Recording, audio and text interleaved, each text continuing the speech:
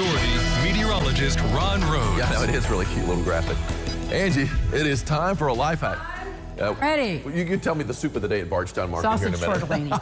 Sausage tortellini and great grab-and-go food. Oh, they always have the best grab-and-goes. Okay, get this. Believe it or not, rubbing a walnut on damaged wooden furniture can cover up a lot of dings and scratches. The nut? Yes or no? A walnut, just a regular walnut. So you take a walnut out of its shell, which would scratch up your furniture. Okay, so you're saying it has to be out of the shell. They're not saying it has to be out of the shell. Nuts have an oil. Yeah, okay. But, you know, because if you are going to cook them, put them in a salad, you always want to heat them up and get that oil going. Wouldn't it break up, though, if you had a walnut out of its shell?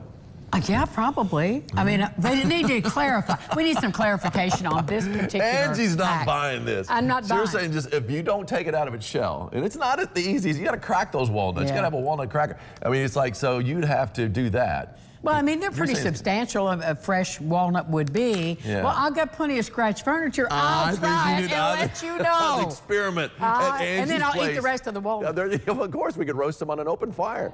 As we take a look at what's going on our Ellis Park camera, you can see the traffic flowing nicely. One thing I did not see on that southbound bridge that I've been seeing for weeks was that equipment, the big old piece of machinery that they've been using for the bridge inspection, which tells me they may be pretty much finished with the inspections. They said it was going to take until the middle of November. So, yeah, I mean, so it's pretty close to the middle of November right now anyway, though, right?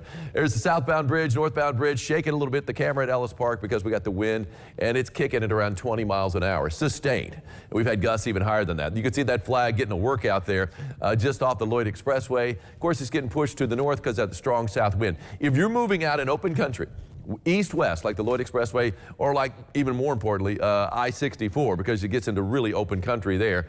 And yes, you are going to be seeing your car, your vehicle, whatever you're driving, but especially if it's a high-profile one, like a box truck or a semi, or maybe a station wagon, or I should say a van or something like that, it's going to get rocked around just a little bit by that wind today. So just a heads up. Beautiful blue sky over Central City. They've had that beautiful blue sky all morning long. That's our Austin Homes camera there. You can see a few clouds kind of casting a shadow down upon parts of downtown Evansville, but we're still talking about a lot of sunshine too, and that's going to be the case. We're calling it a mix of sun and clouds today. 78 degrees already with the south wind at around 20 miles an hour. So we've got the wind in play, and as far as the temperature goes, we're seeing it surge upward with that strong south wind. Temperature-wise, how many 80s on the board yet?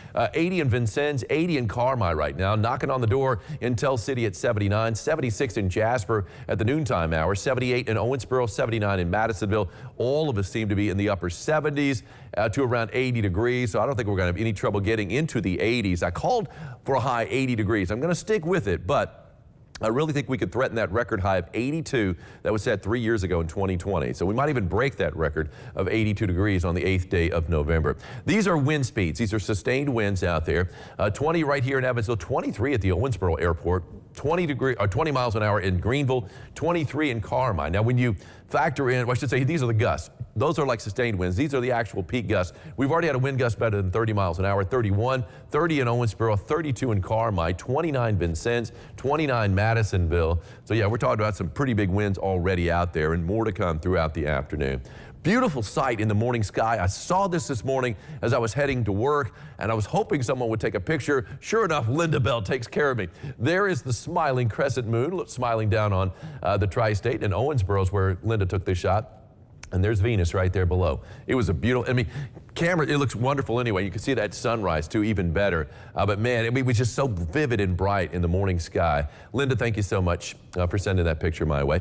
Lifers warning Doppler radar, nothing to show you here. The warm front is lifted well to the north. That's where the rain is running well to our north in the Great Lakes. You can see the mess up there. That's their headache, not ours. Got a cool front that'll be moving in. You can see actually the clouds associated with that front out to our northwest, and that's going to be bearing down on the tri-state later on tonight. We will see a few more clouds crop up, especially west of the Wabash later on this afternoon, but still some breaks out there as we head into evening.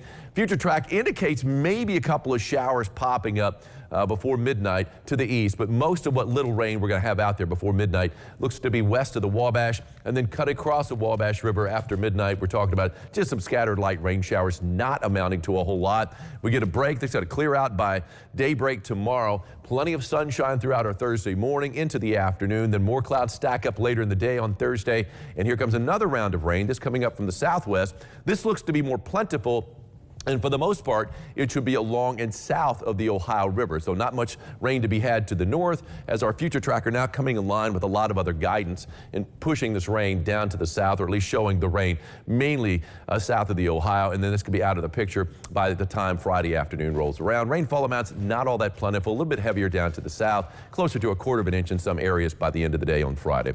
80 degrees for a high today, not expecting a drop of rain, at least during the afternoon. But later on tonight, we're going to see some mix of sun and clouds, plenty of wind out there from the south-southwest at 15 to 25.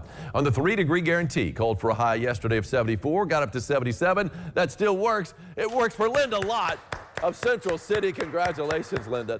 You've got yourself an umbrella courtesy of Ackerman Chiropractic. Come on by the station and pick it up. Temperature 80 degrees for high today. Much cooler tomorrow, but typical for this time of the year. 62 on Thursday. Still a little breezy out there. Rain's going to be before daybreak, really later on tonight and before daybreak. And then a chance for rain on Friday morning, mainly to the south. And then over the Veterans Day weekend, it's looking good.